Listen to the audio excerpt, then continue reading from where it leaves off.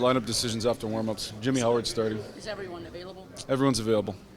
Can you just give us a breakdown of the matchup as you see it? An original six rival trying to play spoiler with 2 points you desperately need tonight. Well, we know Toronto's going to play good. We know they're going to play extremely hard. They've got talented players, although some young and inexperienced, still very, very talented. We know they're going to play with great structure, and they're going to play real hard, so it'll be a good challenge for us tonight. What's it say about the way Jimmy's playing that you've decided to go with him on back-to-back nights in this situation? Well, he's done a good job. He did a good job last night. I thought he stopped the pucks that he was supposed to stop, made a big save when he needed to make a big save. That's what we've asked of him, and that's what he did.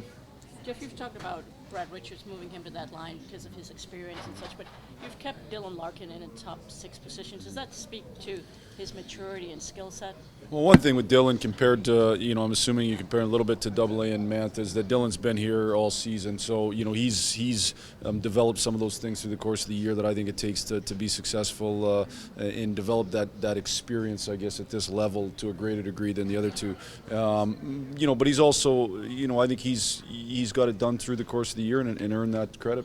He was here this morning. Do you like that enthusiasm? I mean, it seems like you have to lock him up in his room to prevent him from going to a morning skate or anything. Yeah, I mean, every player is different. That's why we have optional, is so that they can do what they need to do to be as prepared as possible. Some guys it's rest, some guys it's more sleep, some guys it's coming to skate. So Luke Glendening was here as well. It just depends what each guy needs to do to make sure they're ready.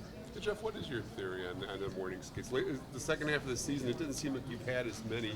I mean, are they more of an option? You just think it's up to the individual guy? Yeah, well, I think all of it's first of all factored rest versus being able to go out and practice on a few things. I think what's it going to take for guys to be at their best? Sometimes it's best. Some guys are better off skating, some guys are better off not. So if you do have an optional, then they can make that decision. Obviously, something like last night, I factor sleep into the equation. We got in. If we had got into our hotel before 1, we probably would have. Everybody came to the rink and had an optional skate, but because of the fact we got in a little bit later, we didn't.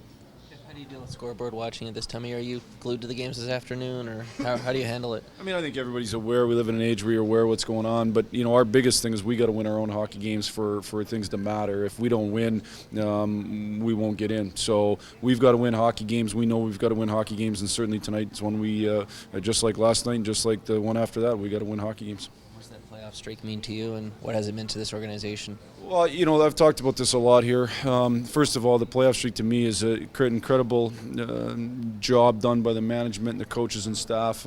Just an incredible job they've done here through the years. Our focus at the beginning of the year with this hockey team, though, was to try to win a Stanley Cup. To do that, you have to gain entrance into the Stanley Cup playoffs, and that's been our singular focus to do that more than anything else. How often do you still keep in touch with Mike? And just what do you think of the job he's done thus far here this season? He's more fun in the summer than he is during the year, so we talk more in the summer. No, we chatted today. We chatted last time we played. Mike had a big impact and will continue to have a big impact on me just as a person. Incredible respect for him for sure. But when we're both in the season, I think you're both real busy in your day-to-day work. How would you describe Jimmy's confidence level right now and the level of confidence of the guys playing in front of him? I think both good. I think Jimmy's earned that over the way that he's played, both himself and with his teammates, and I'm sure it's real good.